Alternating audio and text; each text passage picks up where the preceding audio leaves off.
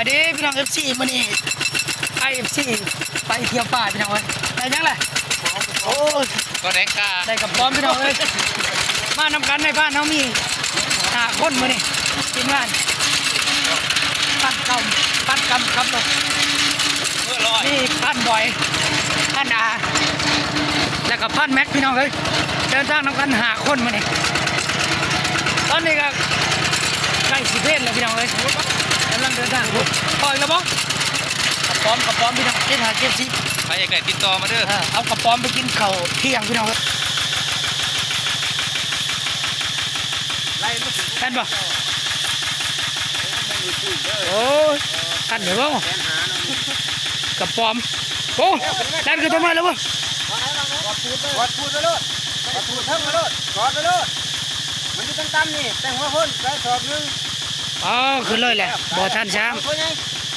บ่ท่านช้ำขึ้นเทิงพุ่น แน่น่ะบ่มีตัวใหญ่เด้อ เอ้าคุบโอ้โอ้ปอมกาพ่อกับหัวเลย ไปลงห้องซูเปอร์ลอยเฮาซ้อมเด้อกระป๋อมเด้อหากระป๋อมก็ได้กินเพลน เมื่อลอยจ้ะ กินเที่ยงพันแม็กคุบกระป๋อมเรียบร้อยได้บ่ ปรับเลยยังบ่พอ โอ้ยังอีกโอ้ยังเห็นอีกหลายขนาดพี่น้องเอ้ยกระป๋อมปั๊บโอ้แน่นอนพันบ่อย นี่งามน่ะดูเลย โอ้ยอยู่ตรงนี้โอ้ยลายเลยกระป๋อมโอ้แน่นอนพันบ่อยเนี่ยโอเคพี่น้องเลยได้ป่ะฮะโอ้พันบ่อยแน่นอนขนาดพี่น้องเลยคุบกระป๋อมโอ้กระป๋อมลายขนาดพี่น้องเลยทีมงานเอาไปนำทางเก็บกระป๋อมไปนำทางก็ได้กินตอนเที่ยงพี่น้องเลยขี่รถไถทีมงานเฮาก็ได้รถไถก็เฮ็ดบ่ทันแล้วสำเฮือนมันก็ได้พี่น้องเอ้ยพาจากไปยังละนกบ่ตัวพี่น้องเอ้ยทีมงานเฮาเดินทางมาฮอดนี่หิวข้าวโพนพากันขึ้นต้นไม้เพิ่นขึ้นไปกินหมากไม้ โอ้ยปานลิงกันล้นเนาะพี่น้องเอ้ยกินหมากไม้หมากตอกหมักกินหมักเดือยไก่นิ้วเข่าก็เลยกินหมักใหม่จางเข่าว่าจันโอ้ยซ้ำหอดทับตัวทีมงานเท่านี้ชุดยอดเลยโบยานยังเลยขึ้นต้นใหม่หากินหมักเดือยย่านแต่โบได้กินบ่ไปเดินทางต่อพี่น้องเอ้ยหิวเข่าแล้วเขาก็ได้จะจิบไปกินเข่าอยู่ใช่แหละ สตาร์ทมือ ไปสตาร์ท กูรถกับสตาร์ทมือคุณไหน พันบอย คุณใดมาทำคุณเสียนมึงคือชุบเหี่ยวเฮ็ดโอเคพี่น้อง คนมันตกใจ ไป ก็ลงพูดน้อยไป เดินทางต่อ ไม่เอิญพูดว่านี่เดี๋ยวจะพูดนี่ เส้นทางที่เขาเดินประมาณนี้เลยพี่น้องเอ้ยวิทย์บ่เลยหน่อยบ่วิทย์ระวังตำต้นใหม่เลย เมื่อ200ซ่าว้า280เครื่องทางแล้วพอเขาเดินนี่ ยังบ่ทันเครื่องเลย ยังบ่ทันเครื่องอยู่ เช้านึงยอด ป้าที่พี่น้องเอ้ยตอนนี้11 โมงแล้ว ยักษ์ต้น หรือว่า5 โมงเช้าเนาะ11 โมง เครื่องนี่วะคนประมาณ เพื่อสิไปฮอดนี่ คนเช้าแห้ง จะเข้าสิกินข้าวตอนไหนบ่แม่นบ่าย3 โมงผมว่าจังสิได้กินข้าวตอนเที่ยง บ่ายโมง ประมาณบ่ายโมงเนาะสิได้กินข้าวไปโอ้รถเต้นพี่น้องเอ้ยแอลนี่บ่ได้ย่างเลย โควิดเนาะนี่คือใจ แอลนี่บ่ได้ย่างพี่น้องเอ้ยเพราะท่านได้ขึ้นผู้นี่หรือว่าการเดินทางเขาขึ้นเป็นทางธรรมดาซื่อๆนี่เนาะเป็นโน่นบ่ท่านได้ฮอดป่าฮอดดงบ่ท่านฮอดผู้พี่น้องเอ้ยยังโอ้หมกม่วงทีมงานน่ะออกม่วง ปกสนะ มองกระจอ เอา พวกโซ่ ใบก้อยก้อยกระป๋อมบ่ แมนพบว่าตัวนี้ชอหอชอหอไปชอหอ ไปติดจักอีกโอ้ทีมงานเฮานี่ยังแว่งานแว่นี่อยู่พี่น้องเอ้ยแว่เอาหมกม่วงไปใช้ก้อยกระป๋อมมาจ้ะใส่ตัดเครื่องอีกบ่ได้ฮอดง่ายดอกหิวข้าวแล้วมื้อนี้ นิ้วเขาท้องสิแตกเลย หิวข้าวโอ้ยน้องเอ้ยในพันลงป่าลงทางบ่แม่นลงป่าพี่น้องเอ้ยลงทางบูป่าบูดงระบาดเนี่ย เนี่ยว่าในพานท่าไป ระวังตาไปตามัน ในพานกำท่าไปเนี่ย กันก ท่าไปแบบลงนะ ำโอ้ ประหยัดก็กัน น้ำแทงบ่อยากเราจะเหยียบดิน้ำแทงเนี่ยระวังดิรถน้ำแทงดิตาย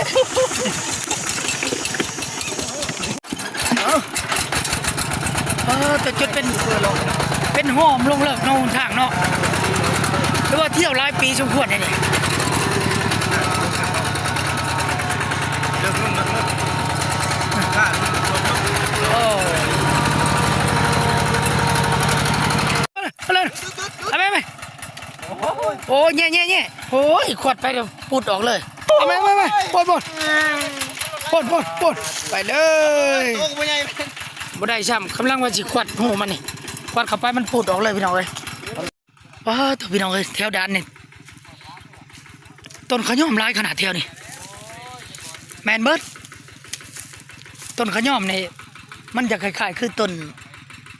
ตะเคียนทองพี่น้องเอ้ยมันเป็นด่านแถวนี่แง่หลายขนาดแง่ก็หลายเสียดายเฮาบ่ได้ถือเสียมมานำบ่ได้ถือเสียมมาขุดแง่พี่น้องเอ้ยหลายแถวด่านนี่ต้นไม้ก็หลายต้นไม้ก็มีแต่ต้นขย่อมเบิดทั้งนั้นแถวนี่เพิ่นเอิ้นว่าด่านขย่อมสมชื่อพี่น้องเอ้ยมีแต่ป่าขย่อมทั้งนั้นแถวนี่เสียดายบ่ได้ถือเสียมมานำเนาะทีมงานเฮาบ่ได้ถือเสียม คือเสียมมัน ถ้าถือเสียมนี่โอ้ย แซมเลย ต้องขุดแง่แถวนี่หลายเนาะแง่เนาะ เท่าแหล่มากว่ายังไงมีเสียม โอ้ก็เลยบ้านหน้าก็เลยบ้านหน้าบ่หาอะไรแง่ก็แลนเขาตุ้มสีเช้าเลย ป้าเท่าแหล่ ต้นขย่อมหลายเนาะเดี๋ยวนี้เนาะต้องซื้อว่าด่านขย่อมเบิ่งทีมงานเฮาแง่เอาแง่พี่น้องเอ้ย มันมีน้ำขุดเลย บ่ได้ถือเสียมแง่เอาพอหูมันได้แง่เอาลองเบิ่งว่าสิได้ผลบ่ว่างั้นแง่มันปูดออกไล่บ่ทัน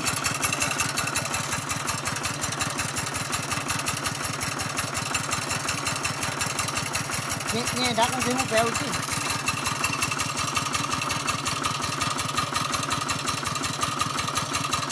พันคำวิชาการแง่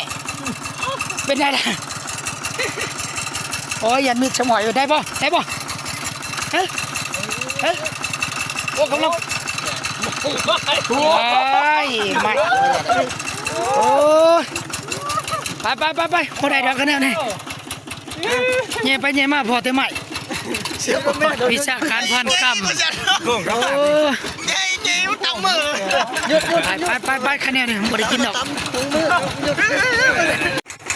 เดินป่ามาพี่น้องเอ้ยมาบอก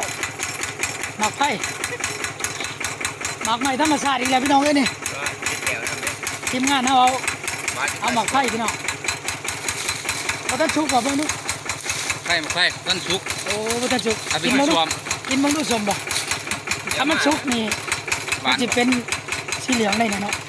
สีเหลืองหวาน น่าที่ผู้ชม ลองมองดูเป็นยังไง หวาน เอาเลยนะกินเบิ่ง หวานเลย นี่ก็ยังหอนโทษ หวาน หน่อยมันโมทันที่สุกต้นมันละส้มยังมีหลายต้นอยู่พี่น้อง ผมก็จากร้อนหวาน ทีมงานเอามาน้ำกัน ครึ่งที่หนาวนะหวาน ไปเบิ่งต้นนั้นพี่น้องนี่มากนะกันดกขนาดนี่บ่ท่านสุกพี่น้องเอ้ยบาดมันสุกสิพาพี่น้องมาเก็บเอาหมากใหม่ธรรมศาสตร์พี่น้องเอ้ย นี่ต้นเนี่ยกระดกขนาดเลยหมักไผ่หมักไม้ธรรมชาติพี่น้องเลยให้มันชุกจังที่ไผ่เอฟซีมาหาเราเอาพี่น้องเลยพุ่นโอ้ดกขนาดต้นนี้ก็ได้ไปโอเคทีมงานเราเดินทางต่อ กินส้มนี่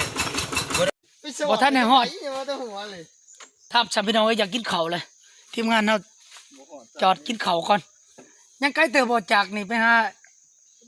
จุดบอลเราจะไปหากินฮะ 3-4 กิโล โอ้โตยังประมาณ3-4 หลักพี่น้องเอ้ยตอนนี้ผมคิดว่าเฮาหิวข้าวทีมงานเรา ไปบ่ฮอด ไปบ่ฮอดจอดกินข้าวก่อนพี่น้องเอ้ย มันมาหันขามันยังจักหลักยังบ่หลายหลักปานใด โตเมื่อยแห้งพี่น้องเอ้ยอยากกินข้าวจนสั่นเลยจักโมงเลยตอนนี้บ่ดู 12 โมง เปิด12 โมงครึ่งพอดีกินข้าวเที่ยงเที่ยงเกือบบ่ายพี่น้องเอ้ย ทองลงแต่ตัวลุมผมนะหิวเขา เมนูอาหารก็ถือมาแต่บ้านพี่น้องเอ้ย ต้ม เอาได้กระป๋อมก็ เห็ดโบท่าน เฮ็ดบ่ทันอยากกินข้าวแห้งก็เลยเอากินอาหารมาแต่บ้านพี่น้องเอ้ยเป็นหยัง อยากกิน2 ต้มใส่งัวปลากระป๋อง ปลากระป๋องโรซ่า ในลำไส้ เอาจัดการให้พานเอาขายเลย ไปช็อตบ่คือได้ปลากระป๋อง ขาย เป็นตึกแฮเอา ไปตึกแหเว้ย โอ้มะกล้วยก็มีผ่านบอยกินกล้วยผ่านนากินกล้วยพี่น้องเอ้ย กินกับเขาวเนาะ กินกับข้าวเหรอเอามาจวดน้ำกัน อาหารลิง ต้องอยากกินข้าวไข่ในที่แก้วไข่ใส่อันนี้แก้วตัวเหงือกกันหน่อยเลยปลากระป๋อง นั่งคิดนี่นะถึง อืม ปลากระป๋องโรซ่า ไปเป็นตึกแหนี่ กินยังกระแซ่บพี่น้องเอ้ยหิวข้าวแห้ง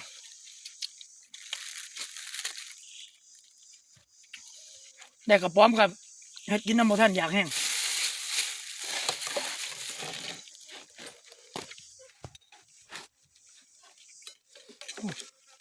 เกี่ยวย อมเด้อแจวเด้อมันบ่หลาย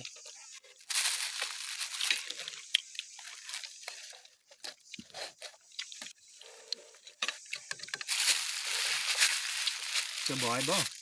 บ่บอกจะบอยบ่นี่ ต้องบอกมา แล้ว บ่ ต้องใครค่าลำไส้เด้อ บ่เบาได้บ่อยแก้วมันมีบ่หลายเว้ยอย่าบายนะ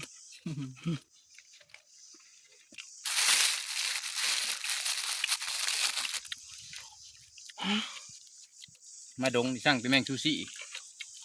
ฮ้อนอะไรข่อยหมูก็บ่เหงาบ่ออกว่ะ บ้า แต่เฮาถึง คอย เหงาออก เสือ ว่ะ เปียกบ่ได้ตัวอยู่ไหนนี่ แต่ก็คักแซ่บกินข้าวอยู่ตรงอยู่ป่าเนาะหิว นี่บ่แม่นปั่นบ่เลยบ่ ปั่นน้ำได้แล้ว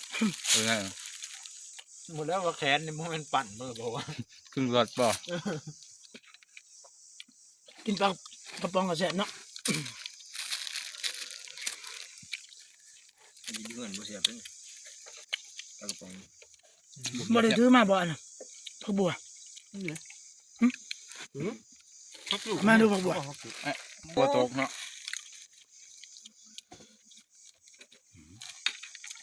เคมีบ่มีเลยเป็นน้ำนี่ฮดยังบ่มี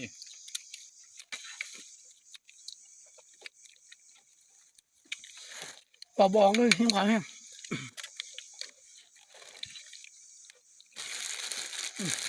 ผักติ๋วบ่น น้องเบิ่งหมึกพริกว่างต้นดี เฮ็ดไปแล้วพ่อแท้ หวานน้ำหมึกพริกอันนี้เนาะ บอยบ่ได้เชื่อเด้อ โอ้ยหมึกพริกบ่มีน้ำเนาะ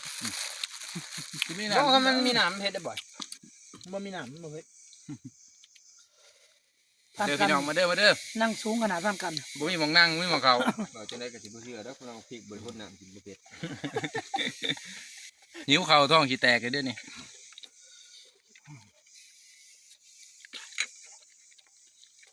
แม่มันก็ไม่ลายเลย นั่นน่ะยังว่าแมงชูซี่อีกจังวะ แม่งกินอ่ะ แล้วก็ให้บ่อยยาละปะมันยามาแล้ ทั้ง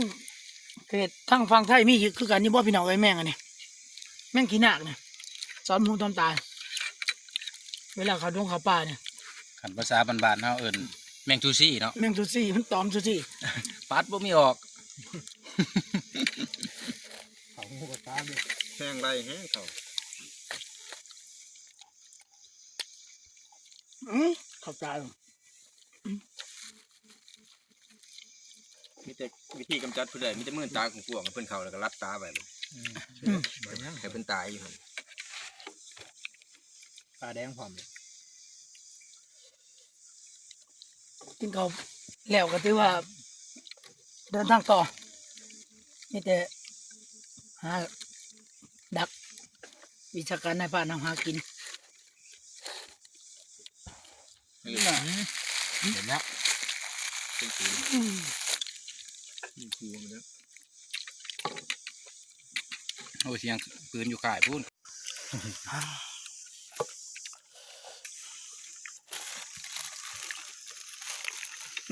หลายเลยเบางตอมหัว แม่งอันนี้ มันซี่ ตอมหัวในผ่านอาศัยผู้เดียวนี่แหละพี่น้องเอ้ยในผ่านก็ได้ผ่านหัวหน้าทีมงาน นัดคอยอาศัยได้ปืนยัดแห้งอาศัย ผ่านใหญ่ เด็กร้านใช้แต่ปืนใหม่ปืนยัดแห้ง บ่าวอาผ่านหรอกส่องเพิ่นก็ได้ฝากในเด้อพี่น้องเด้อติดตามเพิ่นนะมือใหม่สายหาอยู่หากิน อันนี้เบากำ บอกกำพาไปตัวนี้ เบากำพาไป บ่พาไปได้เป็นผู้ขับรถเนาะ ขับรถพาไป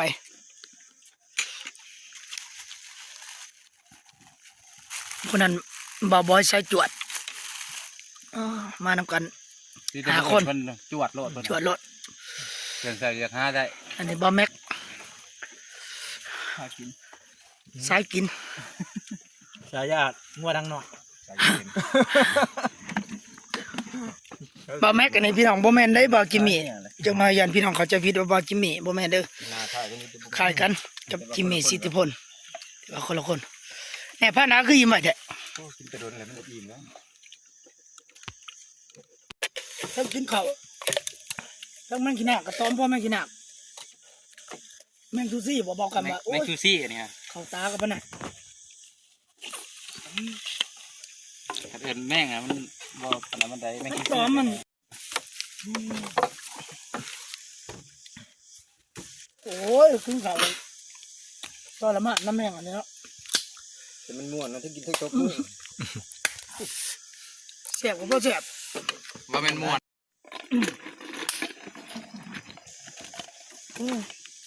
เอา เป็นงานเฮาอิ่มบ่ล่ะ บ่ได้อิ่มนึง แต่เฮายังบ่อิ่มบ่กินบ่ได้ แมงจูซี่ แม่งซูซี่ตอมบ่ โอ้เด็กบอยขวดน้ำ โอ้ เป๊ป ย ซี่ เหรอ อย่าทิมด้วยพามันเด็กขวดน้ำเป๊ปซี่สอดไม่แน่นะลังเบียร์นะ แซ่บตำปลาแดกก็แซ่บกินข้าวอยู่ปลายดวง พอดีกันอยู่บ่ข้าอยู่แล้ว ข้าวหลังกับปะน่ะตอมหูตอมตาโพดเลยโอ้ย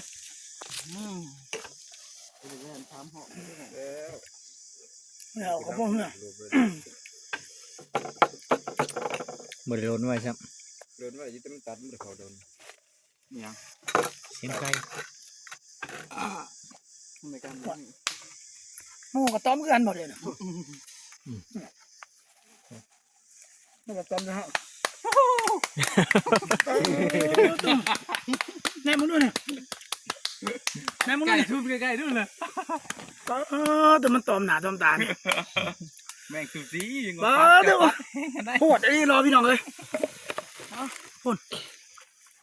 ทั้งบ้านพี่น้องก็มีคือกันหมอคอมเมนต์มาบอกนะเด้อพี่น้องเด้อแม่ง บ่ได้ม่วนได้ติตัวมือปลา ว่ามันม่วน พี่น้องทั้งฝั่งใต้ก็มีคือกันบ่แม่งขี้หนักเนี่ยเอาสำหรับที่นี่ฝากสำนีคนเด้อพี่น้องเด้อกินมาเจอกันพี่น้องขอขอบใจ